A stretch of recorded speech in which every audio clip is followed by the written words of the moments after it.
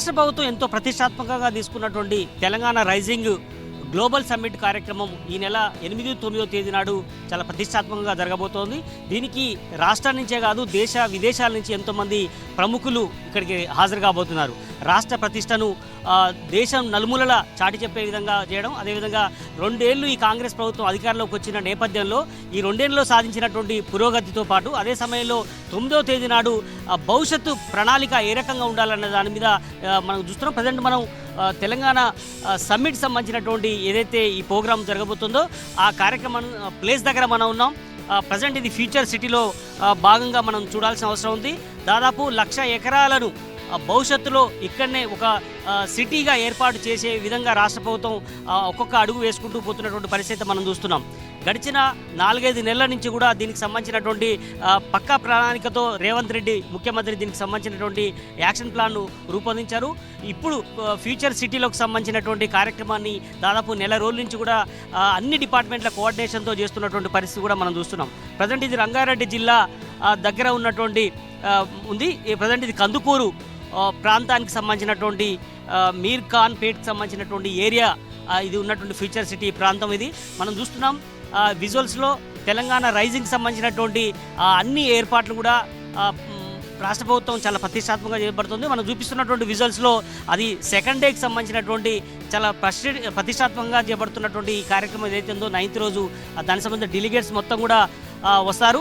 దీనికి సంబంధించి ప్రధానమంత్రి కూడా వచ్చే అవకాశం ఉందని కూడా తెలుస్తోంది. ఎందుకంటే ఇప్పటికే సీఎం రేవంత్ రెడ్డి కూడా ఢిల్లీకి వెళ్ళి ప్రత్యేకంగా ఆహ్వానం అందించారు. అదే సమయంలో డిప్యూటీకి సంబంధించినటువంటి సీఎం కానీ రేవంత్ రెడ్డి కానీ అదే సమయంలో మంత్రులు కావచ్చు వివిధ రాష్ట్రాలకు వెళ్ళి స్వయంగా ముఖ్యమంత్రులను ఆహ్వానించినటువంటి పరిస్థితి కూడా మనం చూసాం. నిన్న మొన్న రేపు కూడా కొంతమంది వెళ్ళే అవకాశం అయితే కనిపిస్తుంది. అయితే ఈ అతిథులు ఎంతమంది వస్తారనేది ఇప్పటివరకైతే ఒక స్పష్టతమైనటువంటి పరిస్థితి. దాదాపు 2 నుంచి 3 వేల మంది దాకా ఇక్కడికి అతిథులు వస్తారనేటువంటి సమాచారం ఉంది. రాష్ట్రానికి సంబంధించినటువంటి ప్రముఖులు అదేవిధంగా రాష్ట్ర దేశానికి సంబంధించినటువంటి ప్రముఖ కంపెనీలకు సంబంధించినటువంటి ప్రతినిధులు యాజమాన్యాలు కూడా ఇక్కడికి వస్తాయి. ఇక్కడ పెట్టుబడులు పెట్టేందుకు దాదాపు 1,00,000 ఎకరాల చిల్లరలో ఈ ఫ్యూచర్ సిటీ ఏర్పాటు చేస్తున్నటువంటి నేపథ్యంలో అందుకు అనుగుణంగా ఇక్కడ కార్యక్రమాలు రూపొందిస్తున్నటువంటి నేపథ్యం ఉంది. మనం చూస్తున్నాం విజువల్స్లో ఒక్కొక్క పనులు జరుగుతున్నటువంటి పరిస్థితి అయితే ఉంది. 8వ తేదీ 9వ తేదీ అంటే మరొక 3-4 రోజుల్లోనే ఈ పనులు మొత్తం కూడా పూర్తి చేయాల్సిన అవసరం ఉంది. అయితే ఇప్పటికే గడిచిన 15 రోజుల నుంచి ప్రతి పని కూడా చాలా దగ్గరుండి పర్యవేక్షణ చేస్తున్నారు. మంత్రి శ్రీధర్ బాబుతో పాటు మంత్రుల కమిటీ ఒకటి ఏర్పాటు చేసుకున్నారు. ప్రతి ఒక్కటి కూడా పిన్ పాయింట్గా ఎక్కడ కూడా చిన్న మిస్టేక్ లేకుండా అధికారుల కోఆర్డినేషన్తో పోలీస్ సిబ్బంది అదేవిధంగా జిహెచ్ఎంసీకి సంబంధించినటువంటి ఉన్నతాధికారులు water department police department traffic ఇట్లా ప్రతి ఒక్కరు కూడా ఏర్పాటు చేసుకొని దీనికి సంబంధించినటువంటి ప్లానింగ్ అయితే జరుగుతున్నటువంటి పరిస్థితి ఉంది. 9వ తేదీ నాడు విజన్ డాక్యుమెంట్ని రిలీజ్ చేస్తారు. 8వ తేదీ నాడు ఈ 2 ఏళ్ల ప్రగతిని ఏ రకంగా చేశాము సంక్షేమ పథకాల విషయంలో కానీ యువత కావచ్చు ఉద్యోగాలు ఇచ్చే విషయంలో కానీ అదేవిధంగా ఉపాధి కల్పించే విషయంలో కానీ ఇవన్నీ ఏ కార్యక్రమాలు చేశామన్నటువంటి దాని మీద ప్రజెంటేషన్ ఉండే అవకాశం ఉంది. అది సీఎం రేవంత్ రెడ్డి ఆవిష్కరిస్తారు. అదే సమయంలో 9వ తేదీ కూడా ఆయన ఈవినింగ్ మాట్లాడతారు. ప్రధానమంత్రి కానీ మిగతా ప్రముఖులు వస్తారు. వాళ్ళందరూ కూడా ఇదే వేదిక నుంచి మాట్లాడే అవకాశం అయితే కనిపిస్తుంది. మరొక ప్రాంతంలో ఎలాంటి ఏర్పాటు చేస్తున్నారు దీనికి సంబంధించినటువంటి గొప్పతనం ఏ రకంగా ఉందో కూడా మనం తెలుసుకునే ప్రయత్నం చేద్దాం.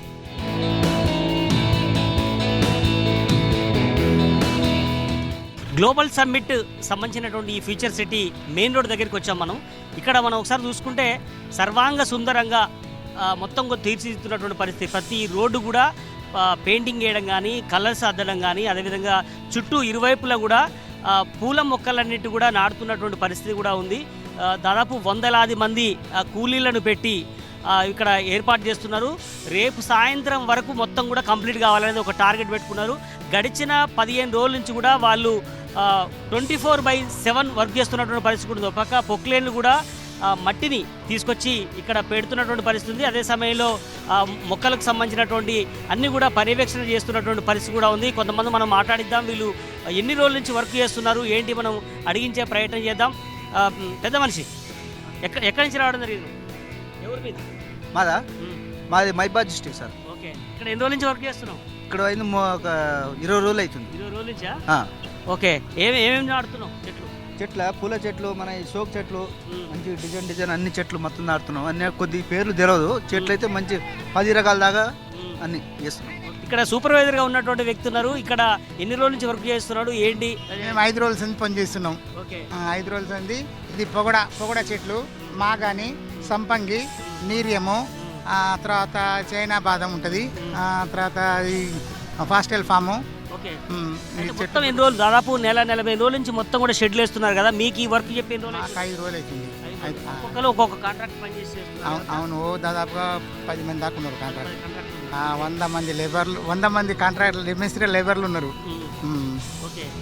మీకేమనిపిస్తుంది ఈ సమ్మిట్ చూస్తుంటే? మొత్తం ఏమో ఫ్యూచర్లో బాగానే ఉంటుంది అనుకుంటున్నాం, కానీ ఎలా ఉంటుందో తెలియదు. చేస్తారా లేదో అని తెలియదు ఇప్పటి వరకు. అయితే చేస్తారు. రోజుకి ఎంత కూలి? మాది 1200 రూపాయలు ఉంటుంది రోజుకి ఒక్కొక్క మనిషిగా? మనిషిగా జోడికి 1200.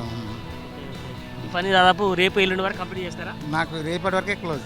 తీరొక్క పూల మొక్కల్ని ఏర్పాటు చేస్తున్నాం. వీళ్ళకు సరైనటువంటి అమౌంటే ఇచ్చి వీళ్ళని కూలీగా పెట్టేసుకొని వెంటనే పూర్తి చేయాలని చూస్తున్నారు. దాదాపు మనం చూస్తున్నాం ఈ చుట్టుపక్కల ఏరియా మొత్తం దాదాపు 2 నుంచి 3 వేల ఎకరాల దాకా మొత్తం కూడా క్లీన్ చేశారు. దీనికి సంబంధించినటువంటి విద్యుత్ కావచ్చు, అదేవిధంగా టెలికమ్యూనికేషన్ సంబంధించినటువంటి కావచ్చు, మనం చూస్తూ స్తంభాలను కూడా అదే సమయంలో ఈ ఏరియా కూడా ఎక్కడికక్కడ టెలికమ్యూనికేషన్, ముఖ్యంగా జియో కావచ్చు, ఎయిర్టెల్ కానీ, బిఎస్ఎన్ఎల్ ఇట్లా నెట్వర్క్ ఎక్కడ కూడా ఎవరికి అధికారికి ఇబ్బంది కాకుండా, టెక్నికల్ అంశాలు కూడా ఇబ్బందులు కాకుండా ప్లాన్ చేస్తున్నారు. ఎందుకంటే దేశ నలుమూల నుంచి అధికారులతో పాటు అదే విదేశీ రాయబారులు కావచ్చు, ప్రధానమంత్రి కానీ, వివిధ రాష్ట్రాల ముఖ్యమంత్రులు, రాష్ట్రానికి సంబంధించిన అందరు మంత్రులు, అదేవిధంగా వివిధ రాజకీయ పార్టీలకు సంబంధించినటువంటి కొంతమంది ప్రముఖులు కూడా పిలుస్తున్నటువంటి అవకాశం అవుతుంది.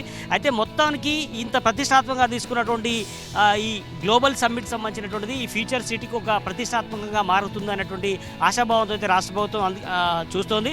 కనుక 8వ తేదీ నాడు 9వ తేదీ నాడు ప్రధానంగా ఈ కార్యక్రమాలు ఉంటాయి. దాని తర్వాత కూడా మరొక 4 రోజుల పాటు, అంటే 10, 11, 12, 13 రోజులు, 4 రోజులు కూడా విజిటర్స్ రావడానికి, ముఖ్యంగా విద్యార్థులు కావచ్చు, లేదంటే ఎవరైనా చూడడానికి వచ్చే వాళ్ళకు కూడా అందుబాటుకు చేసేందుకు పక్కా ప్లాన్తో ముందుకు వెళ్తున్నటువంటి పరిస్థితి కనిపిస్తుంది. ఇది రాష్ట్ర ప్రభుత్వం ఎంతో ప్రతిష్టాత్మకంగా తీసుకుంది. ముఖ్యమంత్రి రేవంత్ రెడ్డి అధికారంలోకి వచ్చి 2 ఏళ్ళు పూర్తవుతున్నటువంటి నేపథ్యంలో ఈ గ్లోబల్ సమ్మిట్ కూడా అది ఖచ్చితంగా ఆయనకు మైలురాయిగా నిలిచే అవకాశం అయితే కనిపిస్తుంది. మరొక ప్రాంతంలో ఎలాంటి యాక్టివిటీ చేస్తున్నారనే విషయం తెలుసుకునే ప్రయత్నం చేద్దాం.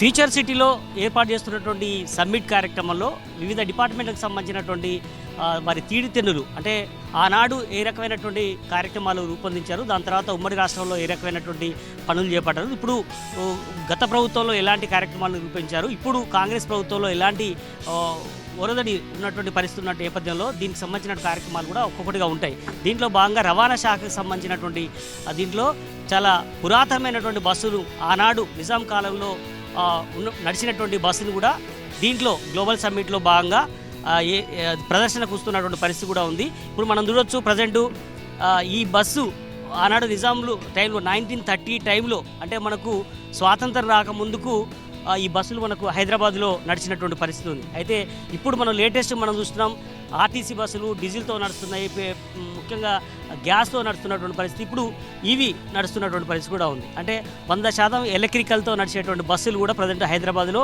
గత కొన్ని సంవత్సరాలుగా హైదరాబాద్లో అందుబాటులో ఉన్నటువంటి పరిస్థితి కూడా ఉంది. ఇది రాష్ట్ర వ్యాప్తంగా కూడా తిరుగుతున్నాయి.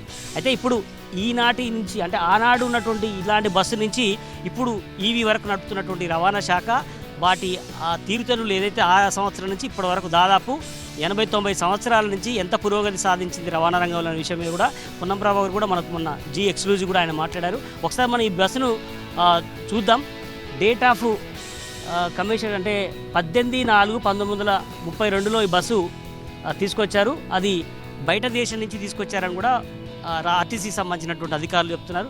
ఒకసారి ఇది NSRTD అనేటువంటి పేరుతో ఈ బస్సు ఉంది. ఒకసారి మనం లోపలికి వెళ్దాం. ఆనాడు ఎట్లాగో మనం 1930లో మనం పుట్టిలేం చేయవాడు, ఇప్పుడు ఈ బస్సును ఎక్కే ప్రయత్నం మనం చేస్తాం. ప్రజెంట్ ఈ బస్సు టోటల్గా 4, 8 + 10 టోటల్గా 12-13 మంది కూర్చునే విధంగా ఈ బస్సును ఆనాడు రూపొందించినటువంటి పరిస్థితి కూడా ఉంది. ఆనాడు ఎవరెవరు ఇక్కడ నుంచి ఎక్కడ దాకా నడిచింది బస్సు అనే విషయం కూడా మనం తెలుసుకునే ప్రయత్నం చేద్దాం. ఆర్టీసీ సంబంధించినటువంటి ఈ ప్రదర్శన ఉంటున్నటువంటి అధికారులు కొంతమంది మనతో ఉన్నారు, వాళ్ళతో మాట్లాడించే ప్రయత్నం చేద్దాం. సరే, ఈ బస్సు ప్రత్యేకత ఏంటి సార్? అంటే ఈరోజు గ్లోబల్ సమ్మిట్లో తీసుకురావడానికి ప్రధాన కారణం సార్ ఇది మా ఆర్టీసీకి క్రౌన్ పీస్ సార్. ఇది మొట్టమొదటిగా మాకు 1932లో మాకు ఆర్టీసీ అన్నది 27 బస్సులతోటి స్టార్ట్ అయినాయి. అప్పుడు Nizam state road transport rail cum road transport డిపార్ట్మెంట్గా ఏర్పడినప్పుడు ఉన్నటువంటి 27 బస్సుల్లో ఇది మొట్టమొదటి బస్సు సార్. ఇది ఈ బస్సుని అట్లే జాగ్రత్తగా మెయింటైన్ చేస్తూ ఇది లండన్ నుంచి వచ్చిన బస్సు సార్. ఆ లండన్ నుంచి వచ్చిన బస్సు అప్పుడు ఎవరంటే 18+1 సీటింగ్ కెపాసిటీ. ఇది అప్పట్లో గుల్జార్ హౌస్ నుంచి రాణిగంజ్ ఆపరేట్ అయ్యేది. ఆ తర్వాత నిదానంగా నాందేడ్ అట్లా ఆపరేట్ అయినాయి సార్. కాబట్టి ఆ బస్సుని అట్లే జాగ్రత్త డీజిల్తో నడిచేది, మొత్తం డీజిల్తో నడిచేది సార్. ఇవి రెండు బస్సులు ఉన్నాయి సార్. ఒకటేమో మా దగ్గర టీజీఎస్ ఆర్టీసీ అదే బస్సు సార్ ఇది. ఇంకో బస్సు ఏమో బైఫర్కేషన్ అయిన తర్వాత ఏపీఎస్ఆర్టీసీ వాళ్ళు తీసుకెళ్లారు. రెండు బస్సు రెగ్యులర్ టైంలో వాడని టైంలో ఎక్కడ ఉంటుంది? బస్ భవన్ దగ్గర బయట ఉంటుంది? లేదు సార్, జోనల్ వర్క్షాప్ ఉప్పల్లో ఉంటుంది సార్. మా పై అధికారులు వారి పర్యవేక్షణలో అక్కడ దాన్ని జాగ్రత్తగా పెట్టి ఇటువంటి సందర్భాల్లో తీసుకొస్తాం సార్. ఇప్పటివరకు ఎన్నిసార్లు ఇది ప్రదర్శన పెట్టారు? ఇది ఇటీవలే లాస్ట్ టైం మా రీసెంట్ ఎండీ గారు సత్యనారాయణ సారు సూపర్ లగ్జరీ బస్సులు దాదాపు 56-120 బస్సులు ఇనాగ్రేషన్ ఫంక్షన్లో దీని మీద మన హుస్సేన్ సాగర్ దీని మీద ఇనాగ్రేట్గా ఉన్నప్పుడు ఫస్ట్ బస్సు ఇది పెట్టి ఆ తర్వాత సూపర్ లగ్జరీ బస్సులు కొత్త బస్సులన్నీ ఇనాగ్రేట్ చేయడం జరిగింది సార్. ఎన్ని బస్సులను మొత్తం? అంటే మొదటి బస్సు ఇది, ఇప్పుడు లేటెస్ట్గా వచ్చినటువంటి బస్సులు ఇవి. ఏం చెప్పదలుచుకున్నారు అని గ్లోబల్ సమ్మిట్లో రవాణా శాఖ మీకున్నటువంటి పర్యావరణ మార్పులకు అనుగుణంగా ఇప్పుడు మారుతున్న టెక్నాలజీకి అనుగుణంగా పొల్యూషన్ అనేది తగ్గాలన్న ఆలోచనలో ఆ రోజు ఉన్నటువంటి డీజిల్ బస్సు ఈ రోజు ఎలక్ట్రికల్ బస్సుల ద్వారా వాతావరణ కాలుష్యాన్ని తగ్గించాలా అన్న లేటెస్ట్ టెక్నాలజీ ఉపయోగిస్తూ ఈరోజు ఇంత పురోగతి వచ్చింది సార్. అంతే సార్. రైట్. ఒకసారి మనం బస్సు ఫ్రంట్ సైడ్ కూడా చూద్దాం. HYZ 223 నెంబర్ ప్లేట్తో ఉన్నటువంటి ఈ బస్సు పైన నాందేడ్ పేరుతో ఉంది. ఒకసారి ప్రజెంట్ ఈ బస్సుని రెగ్యులర్గా నడిపేటువంటి డ్రైవరు మన దగ్గర ఉన్నారు. ఇది 1932 అంటే దాదాపు 80 సంవత్సరాలకు పైగా ఉన్నటువంటి బస్సు. ఈ రోజుల్లో 10 సంవత్సరాలు 5 సంవత్సరాల బస్సే తుక్కు అవుతున్నటువంటి నేపథ్యంలో ఇన్ని సంవత్సరాల నుంచి మెయింటైన్ అవుతుంది. ఈ డ్రైవర్ మాట్లాడిన మీరు అప్పుడప్పుడు తీసినప్పుడల్లా ఇదే వాడతారా? మీ పేరు? రాజు నాయక్. ఓకే. ఎట్లా ఉంటుంది? ఎన్ని కిలోమీటర్లు డీజిల్ లాగుతుంది? 40 స్పీడ్ దాకా. 40 స్పీడా? 40 స్పీడ్. ఓకే. ఒక డీజిల్ 1 లీటర్ పోస్తే ఎంత దూరం వస్తుంది అప్రాక్సిమేట్గా? చాలా స్లోగా వెళ్తుంది, చూసాం బస్సు. అంటే ఇప్పుడు ఉన్నటువంటి గేర్లకు పాత గేర్లకు ఎట్లాంటి తేడా ఉంది? గేర్లన్నీ ఓకే సార్. ఇప్పుడు బ్రేక్ వచ్చేసి దీనికి రైట్ సైడ్లో ఉంటుంది, ఎక్సలేటర్ మిడిల్లో ఉంటుంది, క్లచ్ వచ్చేసి లెఫ్ట్లో ఉంటుంది. ఇది జెన్యున్గా అయితే ఇప్పుడు ఉన్న బళ్ళకన్నీ బ్రేక్ మధ్యలో వచ్చేసి ఎక్సలేటర్ రైట్ సైడ్కి వస్తుంది. ఇది వచ్చేసి ఎక్సలేటర్ మిడిల్లో ఉండి బ్రేక్ వచ్చేసి రైట్ సైడ్కి వచ్చింది. ఎక్సలేటర్ మిడిల్లో ఉంది, గేర్స్ వచ్చేసి మామూలుగానే ఉంది సార్. సిటీ నుంచి నడుపుకుంటూ ఇక్కడ దాకా రావడం అంటే చాలా దూరం కదా, 60-50 కిలోమీటర్లు సిటీ నుంచి వచ్చాం మనం. మీకు ట్రాఫిక్లో కానీ బయట ఏం లేదు సార్, స్లోగా వచ్చాం. అయిపోతుందా? ఏం ఆగలేదు సార్. కండిషన్లో ఉందా? కండిషన్ రన్నింగ్లోనే వచ్చాం. ఇలాంటి హ్యాపీనెస్ ఉంది అంత పురాతనమైన బస్సు నడపడం? బాగుంటుంది సార్. ఇక ఆ ఫీలింగ్ అనేది ఆ రోజుల్లో ఎట్లా తోలిరు, ఇప్పుడు మేము మా టెక్నాలజీ ఇప్పుడు మారిపోయింది. ఆ రోజుల్లో ఎట్లా తోలిరు అనేది మాకు కొంచెం యాంగ్జైటీగా ఉంటుంది. ఏదైనప్పుడు కూడా ఈ బస్సులు కొంత మళ్ళీ కలరింగ్ వేసినటువంటి పరిస్థితి కనిపిస్తుంది. ఇది 19 సీటర్ ఉన్నటువంటి బస్సు. ఇది మొత్తం డీటెయిల్స్ అన్నీ ఈ బోర్డులో ఉన్నాయి. ఏదైనప్పుడు కూడా ఈ రవాణా శాఖే కాదు, మిగతా డిపార్ట్మెంట్లకు సంబంధించినటువంటి అన్నీ కూడా ప్రదర్శనకు పెట్టబోతున్నారు. ఆనాడు ఉన్నటువంటి పరిస్థితులకు అనుగుణంగా ఈరోజు మారినటువంటి పరిస్థితుల్లో ఎలాంటి వస్తువులు వాడారు అన్నటువంటి విషయం కూడా ప్రదర్శనలో ఉంచుతారు. ఏదైనప్పుడు కూడా తెలంగాణ రైజింగ్ పేరుతో నిర్వహిస్తున్నటువంటి ఈ ప్రతిష్టాత్మకమైనటువంటి గ్లోబల్ సమ్మిట్ కార్యక్రమంలో అన్ని డిపార్ట్మెంట్ నుంచి వాళ్ళ విలువైనటువంటి వస్తువులు కానీ లేదంటే వాళ్ళ ప్రదర్శన కూడా పెట్టే అవకాశం అయితే కనిపిస్తుంది. మనం చూస్తున్నాం ఈ హాల్ మొత్తం కూడా కనిపిస్తున్నటువంటి పెద్ద గ్లోబల్ సమ్మిట్ రౌండ్గా కనిపిస్తుంది. అది కానీ పార్లమెంట్ తరహాలో తీర్చిదిద్దారు. అదే సమయంలో అదొకటి. 8వ తేదీ నాడు ఆ కార్యక్రమంలో అక్కడ ఉంటారు. మిగతాది 9వ తేదీ నాడు ఈ ప్రోగ్రాంలో దీన్ని ప్రత్యేకంగా ఏర్పాటు చేసినటువంటి దీనిలో ఉంచారు. మొత్తానికైతే అన్ని హంగులతో ఏర్పాటు చేస్తున్నటువంటిది మనం బయట కూడా చూడవచ్చు. సెమినార్ ఏదైతే సదస్సు జరగబోతుందో ఆ సదస్సు బయట కూడా తెలంగాణకు సంబంధించినటువంటి సంస్కృతి సంప్రదాయాలు ఆ బొమ్మలు ఏదైతే ఉన్నాయో అవన్నీ కూడా చార్మినార్ కానీ అదేవిధంగా మిగతా అన్నీ కూడా టవర్స్ కానీ గోల్కొండకు సంబంధించినటువంటిది కానీ అదేవిధంగా వరంగల్కి సంబంధించినటువంటి కట్టడం కానీ రామప్ప ఇట్లా మొత్తం కూడా రాష్ట్రానికి సంబంధించిన తెలంగాణ ఉట్టిపడేలాగా అన్ని రకాల దీనిలో పెట్టడం జరిగింది. మొత్తానికి చూడొచ్చు మరొక 3-4 రోజుల్లో జరిగేటువంటి ఈ గ్లోబల్ సమ్మిట్కు అన్ని ఏర్పాట్లు అయితే చేశారు. మిగతా సంబంధించినటువంటి డిపార్ట్మెంట్లలో ఎలాంటి పరిస్థితి ఉందో కూడా మనం తెలుసుకునే ప్రయత్నం చేద్దాం.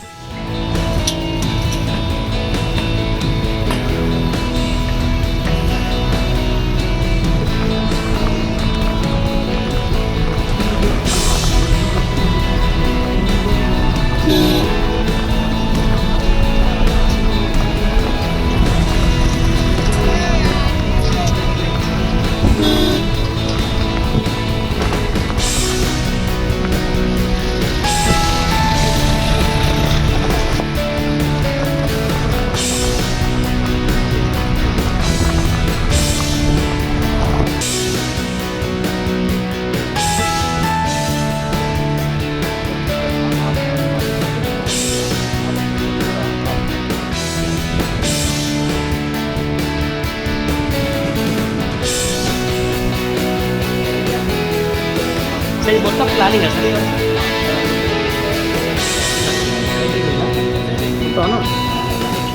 రాష్ట్ర ప్రభుత్వం ప్రతిష్టాత్మకంగా తీసుకున్నటువంటి తెలంగాణ రైజింగ్ గ్లోబల్ సమ్మిట్ కార్యక్రమానికి పోలీసు భద్రత ఉన్నత స్థాయిలో చేస్తున్నారు. మొత్తం ప్రతిష్టాత్మకంగా, ఎందుకంటే తెలంగాణ వచ్చినప్పటి నుంచి కూడా చాలా 1-2 ప్రోగ్రామ్సే ఇంత ప్రతిష్టాత్మకంగా ప్రోగ్రామ్ జరిగాయి. దీంట్లో ఈ గ్లోబల్ సమ్మిట్ అనేది ఈ కాంగ్రెస్ ప్రభుత్వానికి చాలా ప్రతిష్టాత్మకంగా మారిన నేపథ్యంలో పోలీసులు చాలా దీని మీద ఒక వారం 10 రోజుల నుంచి సీరియస్ కసరత్తు చేశారు. అటు ట్రాఫిక్ కావచ్చు, లా అండ్ ఆర్డర్ కానీ అన్ని డిపార్ట్మెంట్లకు సంబంధించినటువంటి దాంట్లో కోఆర్డినేషన్ ఎప్పటికప్పుడు చేసుకుంటున్నటువంటి పరిస్థితి అయితే ఉంది. దీనికి సంబంధించి ఇప్పటికే ఒక పక్కా ప్లాన్తో ముందుకెళ్తున్నటువంటి పరిస్థితి ఉంది. ఎందుకంటే తెలంగాణ రైజింగ్ గ్లోబల్ సమ్మిట్కు ఎవరెవరు అతిథులు వస్తున్నారు వాళ్ళకి ముందే రాష్ట్ర ప్రభుత్వం నుంచి సిఎస్ నుంచి వాళ్ళకు లిస్టు ఇప్పటికే ప్రిపేర్ అవుతుంది. రేపు ఎల్లుండి వరకు క్లారిటీ వచ్చే అవకాశం అయితే కనిపిస్తుంది. మనం చూపిస్తున్నటువంటి విజువల్స్ ఏదైతే ఉందో ఎంట్రన్స్ పూర్తిగా హైదరాబాద్ నుంచి ఎయిర్పోర్ట్ దిగిన తర్వాత కానీ బేగంపేట నుంచి ప్రత్యేక విమానంలో దిగినటువంటి వాళ్ళకి కానీ పూర్తి స్థాయిలో ఎవరెవరు ఔటర్ రింగ్ రోడ్ దిగిన తర్వాత లోపలికి వచ్చే వాళ్ళకి ఎక్కడెక్కడి నుంచి రావాలనే విషయంలో చాలా క్లియర్ కట్గా దీంట్లో ఉంది.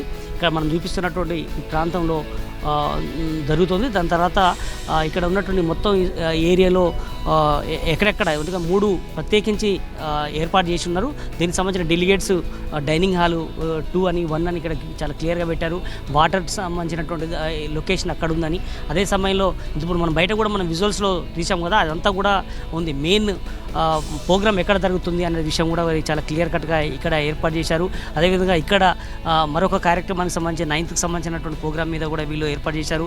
పోలీసులు చాలా క్లీన్గా అబ్జర్వ్ చేసే ప్రయత్నం ఉంది. సీసీ కెమెరాలు ప్రతిదీ కూడా ఇక్కడి నుంచే మానిటరింగ్ చేస్తారు. కమాండ్ కంట్రోల్ హైదరాబాద్లో ఉన్నట్టు కమాండ్ కంట్రోల్కు లింక్ చేసినటువంటి పరిస్థితి ఉంది. ఎవరు అనుమానిత వ్యక్తి కనపడ్డా కూడా వాళ్ళని వెంటనే వాళ్ళ మీద యాక్షన్ తీసుకునే విధంగా వాళ్ళని పట్టుకొని పోలీసులు హ్యాండ్ ఓవర్ చేసే విధంగా కూడా పక్క ప్లాన్తో ముందుకెళ్తున్నటువంటి పరిస్థితి ఉంది. అదేవిధంగా కేవలం ట్రాఫికే కాదు, లా అండ్ ఆర్డరే కాదు, అదేవిధంగా డాగ్ స్క్వాడ్ కానీ అదేవిధంగా మిగతా అన్ని డిపార్ట్మెంట్కి సంబంధించినటువంటి ప్లాన్తో ముందుకు వెళ్తున్నటువంటి పరిస్థితి ఉన్నటువంటి మనం చూస్తున్నాం. దాదాపు 3 నుంచి 4 వేల మంది పోలీసు ఉన్నత అంటే హోంగార్డ్ నుంచి కానిస్టేబుల్, ఎస్ఐలు, సిఐలు, డీసీపీ, ఏసీపీ నుంచి మొదలు పెడితే డీజీపీ వరకు అందరూ కూడా ఈ పర్యవేక్షణలో మునిగి తేలుతున్నటువంటి పరిస్థితి ఉంది. కేవలం ఆ 2 రోజుల సదస్సు మెయిన్గా ఉన్నప్పటికీ తర్వాత జరిగేటువంటి 4 రోజుల కార్యక్రమాన్ని కూడా వీళ్ళు ఎక్కడ కూడా చిన్న పొరపాటు జరగకుండా పక్కా ప్లాన్తో ముందుకు వెళ్తున్నటువంటి పరిస్థితి. రోడ్లు ఇప్పటికే అన్ని రకాలుగా ఏర్పాటు చేశారు. ప్రత్యేకమైనటువంటి రోడ్లు వేశారు.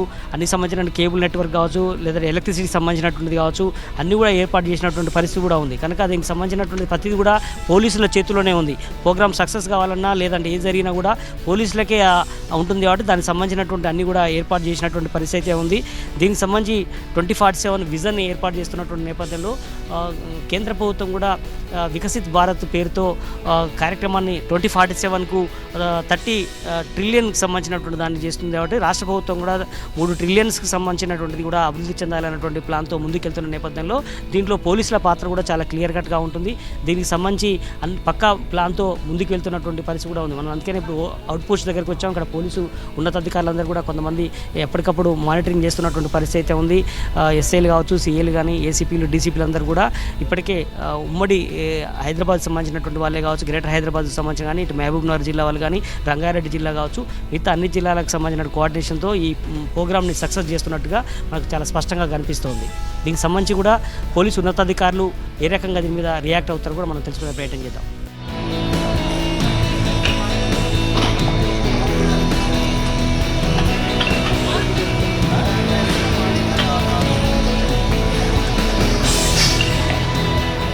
రైట్, గ్లోబల్ సమ్మిట్లో ప్రతిష్టాత్మకమైనటువంటి మేజర్ ప్రోగ్రామ్ ఈ హాల్లో మనం చూపిస్తున్నటువంటి హాల్లో జరగబోతుంది. 8th రోజు ప్రోగ్రామ్ కానీ 9th రోజు ప్రోగ్రామ్ కానీ రెండు కూడా డాక్యుమెంట్ రిలీజ్ చేయడం కానీ, విజన్ డాక్యుమెంట్ ఏదైతే 2047 రిలీజ్ చేసేది ఉంది, సీఎం రేవంత్ రెడ్డి కావచ్చు, మంత్రులు కావచ్చు, అదేవిధంగా కేంద్ర మంత్రులు కానీ, దేశ విదేశాల నుంచి వచ్చేటువంటి వాళ్ళందరూ కూడా ఈ హాల్లోకి వస్తారు. ఇక్కడే 8th నాడు 9th నాడు ప్రోగ్రామ్ జరుగుతుంది. దీనికి సంబంధించినటువంటిది కూడా ప్రతి ఒక్కటి కూడా ఏర్పాట్లు ఇప్పటికే చైర్స్ అన్ని కూడా తెచ్చిపెట్టారు. అదే సమయంలో విఐపీ చైర్ కానీ ఇవన్నీ లైటింగ్స్ అంతా ఏర్పాటు, ఇదంతా కూడా రేపు సాయంత్రానికి కంప్లీట్ అయ్యేలాగా మొత్తం కూడా పక్కా ప్లాన్తో చేస్తున్నటువంటి పరిస్థితి అయితే ఉంది. చాలా వెడల్పుగా, చాలా అట్టహాసంగా ఈ ప్రోగ్రాం జరిగేందుకు ప్లాన్ చేస్తున్నటువంటి పరిస్థితి ఉంది. ఒక్కసారి మనం బయటకు వద్దాం. బయట దాదాపు భారీ లైట్లతో మొత్తం కూడా ఒక డ్రోన్స్ కూడా, అంటే దాదాపు ఒక గిన్నిస్ రికార్డు లాగా కూడా సాయంత్రం పూట 8th నాడు కానీ 9th కూడా మొత్తం గిన్నిస్ రికార్డు స్థాయిలో డ్రోన్లు ఒకేసారి కొన్ని వేల డ్రోన్లు ఎగరేసే కార్యక్రమం కూడా ఉంది. దాంట్లో ప్రత్యేక ఆకర్షణతో చేయాలని కూడా ఉంది. అదే సమయంలో కింద కూడా మనం చూస్తున్నాం లైట్లకు సంబంధించి కూడా విఐపీలకు సంబంధించినటువంటి కానీ, లేదంటే ఈ మొత్తం లైటింగ్ సిస్టమ్ని చూస్తున్నటువంటి వ్యక్తులు కూడా ఇక్కడ ఉన్నారు. అడిగించే ప్రయత్నం చేద్దాం. ఇది ఇప్పుడు ఈ ఇండియాలోనే ఎక్కువ లెంగ్త్ సైజ్ సార్. ఇది ఇంత పెద్దదా? లెంగ్త్ ఎక్కువ ఇదే సైజ్ సార్.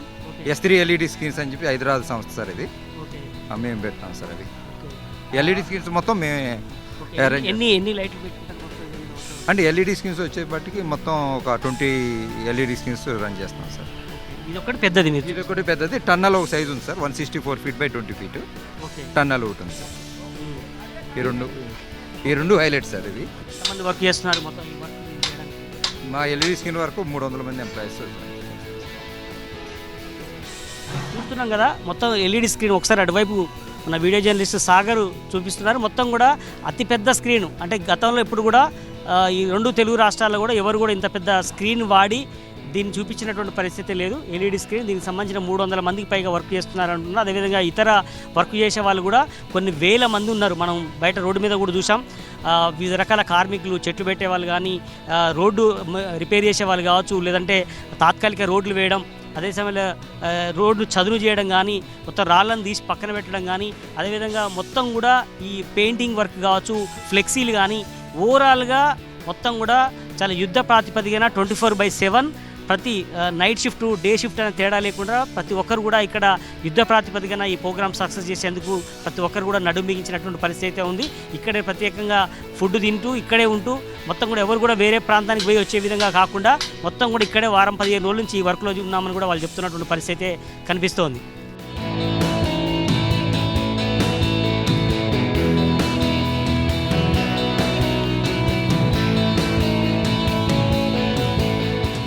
ఇంతటి ప్రతిష్టాత్మకమైనటువంటి ఈ గ్లోబల్ సమ్మిట్ కార్యక్రమాన్ని విజయవంతం చేయాలంటే పోలీసు బందోబస్తు చాలా క్రూషియల్ రోల్ పోషించే అవకాశం ఉంటుంది. దీనికి సంబంధించి సుధీర్ బాబు గారు ఉన్నారు, మాట్లాడించే ప్రయత్నం చేద్దాం. సరే సిపి గారు, దీన్ని ఎట్లా పర్యవేక్షణ చేస్తున్నారు? ఎందుకంటే గడిచిన వారం 10 రోజుల నుంచి మీరు అంతా ఒక కత్తి మీద సాములాగా దీన్ని చేస్తున్నట్టు నేపథ్యంలో ఎంత ప్రొటెక్షన్ దీనికి పెట్టే అవకాశం కనిపిస్తుంది? 8-9 తేదీ నాడు ఏ రకమైనటువంటి బాధ్యత ఉంటుంది? ముఖ్యంగా ఒక 10 రోజుల నుంచి ఈ కార్యక్రమంలో ఇన్వాల్వ్ అయి ఉన్నాం. ఇది ఒక ప్రెస్టీజియస్ ప్రోగ్రామ్. మేమందరూ ఉత్సాహంగా మన రాష్ట్రం గురించి ఇంటర్నేషనల్ ఎరీనాలో డెవలప్మెంట్స్ ఫ్యూచర్ ఎలా ఉండబోతుంది అనే విషయంలో ముఖ్యమంత్రి గారు చేసినటువంటి ఈ ప్రోగ్రాంలో మేము భాగస్వాములు అవ్వడం ఒక రకంగా ఒక best experience to all of us. దీంట్లో మేము 24/7 ఇక్కడ సెక్యూరిటీ పర్స్పెక్టివ్లో ఆర్మ్డ్ గార్డ్ పెట్టడము, పాట్రోలింగ్ టీమ్స్ పెట్టడము, ఇంటర్సెప్టర్స్ పెట్టడము, మా అధికారులు ఈ ప్రతి లొకేషన్స్లో సీనియర్ లెవెల్ ఆఫీసర్స్ ఇన్ఛార్జ్గా ఉంటూ ఇక్కడ మానిటర్ చేస్తున్నాం. ఒక 6,000 మా ఆఫీసర్స్ ఇక్కడ డ్యూటీలో ఉంటారు. దాంతోపాటుగా in addition to that grey hands వాళ్ళ యొక్క డ్యూటీ పర్స్పెక్టివ్లో ఎట్లా ఉంటాయో ఆ రకంగా వాళ్ళు ఉంటారు. తర్వాత ఆక్టోపస్ నుంచి కూడా ఏరియాస్లో ఎవాక్యుయేషన్ ప్లాన్ కానీ అటువంటిది డ్రిల్ చేయడం అని జరిగినాయి. దాని తర్వాత ఇక్కడ పార్కింగ్ స్లాట్స్ మీద కూడా మేము ఇప్పుడు చూసుకొని వచ్చే డెలిగేట్స్ ఎక్కడ పార్క్ చేసుకుంటారు, వివిఐపీస్ ఎక్కడ పార్కింగ్ ఉంటుంది, అవన్నీ తర్వాత ఆఫీసర్స్కు పార్కింగ్ ప్లేస్ ఎక్కడ ఉంటుంది, ఇవన్నీ మీడియా కోసం ఎక్కడ పార్కింగ్ ప్లేస్ అన్నీ చూసుకొని ఈజీ యాక్సెస్ ఉండే విధంగా, అందరికీ ఇబ్బంది లేకుండా ఉండే విధంగా, జనజీవనం ఎటువంటి స్ట్రెయిన్స్ లేకుండా ఉండే విధంగా మేము చేస్తున్నాం. ఒక ముఖ్యమైన ఇష్యూ ఏంటంటే సెక్టర్ మన ఎగ్జిట్ 14 దగ్గర నుంచి మనము తుక్కుగూడకు వచ్చిన తర్వాత టువర్డ్స్ శ్రీశైలం రోడ్లో ఉన్నటువంటి ట్రాఫిక్ పరంగా మేము ఎక్స్క్లూజివ్ ఇంట్రెస్ట్ తీసుకొని రోడ్డు వైడనింగ్ అవి ప్రభుత్వం చేయించింది. సో ఆ రోజు ఈ మూమెంట్ ఉన్న రోజు మాత్రం మేము ట్రాఫిక్ అడ్వైజర్ ఇస్తాము. అంటే డెలిగేట్స్ అని విఐపీలు కావచ్చు, వీళ్ళందరూ కూడా బేగంపేట ఎయిర్పోర్ట్లో కొంతమంది దిగే వాళ్ళు ఉన్నారు, అలాగే శంషాబాద్ ఎయిర్పోర్ట్లో దిగుతారు కాబట్టి అక్కడి నుంచి ఇక్కడ దాకా కాన్వాయ్ కావచ్చు, ఇక్కడ లోపలికి వచ్చేదాకా కూడా ఎట్లాంటి రోడ్డు పైన కావచ్చు, అక్కడ కావచ్చు, ఇక్కడ కావచ్చు, ఏ రకమైనటువంటి ప్లానింగ్తో వీళ్ళు ఎక్కడెక్కడైతే వచ్చి డెలిగేట్స్ ఎక్కడ నివసిస్తారో ఒక స్టే ఉంటుంది వాళ్ళు వచ్చిన తర్వాత ఎయిర్పోర్ట్ నుంచి. Very few delegates may come from airport straight to this place. ఆ స్టే ప్లేస్ దగ్గర నుంచి ఇక్కడ రావడానికి మేము అక్కడ ఒక కంట్రోల్ రూమ్ పెడుతున్నాం. మా కమాండ్ కంట్రోల్ ఉంటుంది. అక్కడ ఒక పైలట్ ఆఫీసర్స్ కూడా మేము ఏర్పాటు చేసి వాళ్ళని ఇక్కడికి ఒక సేఫ్ ప్యాసేజ్లో తీసుకొచ్చేసి ఈ 43 కిలోమీటర్స్ డిఫరెంట్ ఏరియాస్ నుంచి ఎయిర్పోర్ట్ నుంచి రావడానికి ఉంది. దానికి మేము ట్రాఫిక్ పరంగా, లా అండ్ ఆర్డర్ పరంగా ప్లానింగ్ చేయడం జరిగింది. అంటే చిన్నపాటి బహిరంగ సభ ఏర్పాటు చేస్తేనే 1 గంట 2 గంటల కోసం పెద్ద ఎత్తున మనం పోలీసు బలగాలను మోగిస్తాం. అలాంటిది 2 డేస్ పెద్ద ప్రోగ్రాము.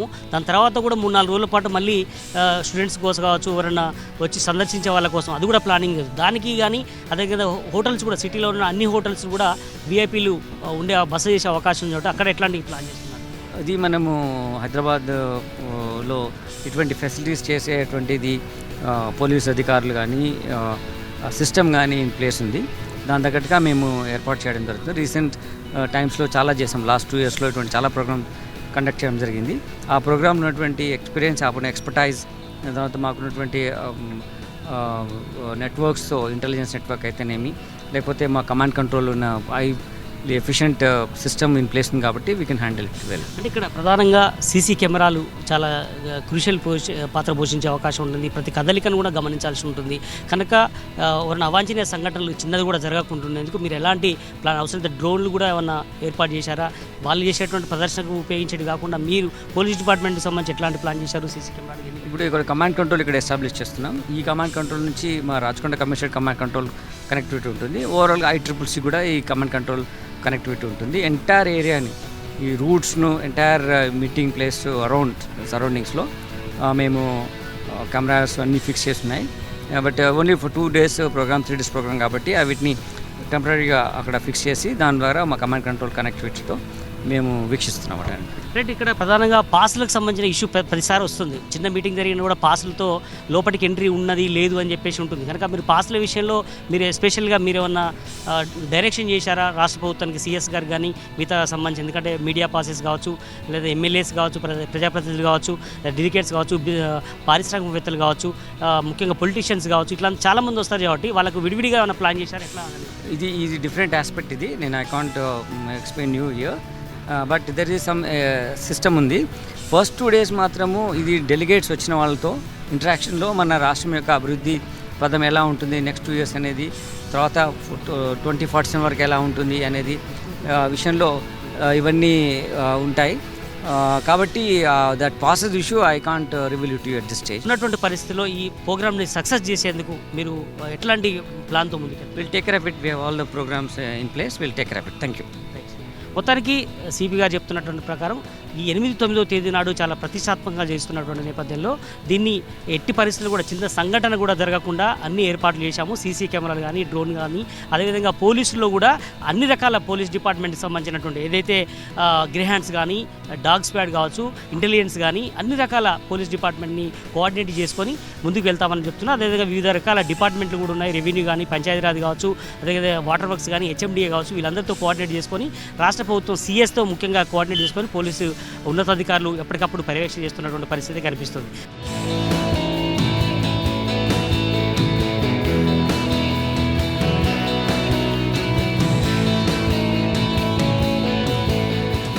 రైట్, రాష్ట్ర ప్రభుత్వం ఇంత ప్రతిష్టాత్మకంగా తీసుకున్నటువంటి ఈ గ్లోబల్ సమ్మిట్ కార్యక్రమాన్ని సక్సెస్ చేసేందుకు ప్రతి ఒక్కరు కూడా నడుమిగించినటువంటి పరిస్థితి మనకు కనిపిస్తుంది. ప్రతి ఒక్కరు కూడా కింది స్థాయి అధికారి నుంచి సిఎస్ వరకు కూడా ఇక్కడికి ప్రతిరోజు నిరంతరం పర్యవేక్షణ చేస్తున్నటువంటి పరిస్థితి ఉంది. సీఎం మినిట్ టు మినిట్ ఇక్కడ ఏం జరుగుతుందో కూడా తెలుసుకున్నటువంటి ప్రయత్నం నేపథ్యంలో 8వ తేదీ 9వ తేదీ ఈ కార్యక్రమాన్ని దిగ్విజయం చేయాలనేటువంటి లక్ష్యంతో ప్రతి ఒక్కరు కూడా ముందుకు వెళ్తున్నటువంటి పరిస్థితి కనిపిస్తోంది. కెమెరా పర్సన్ సాగర్తో Narender, Zee Telugu news, global summit నుంచి.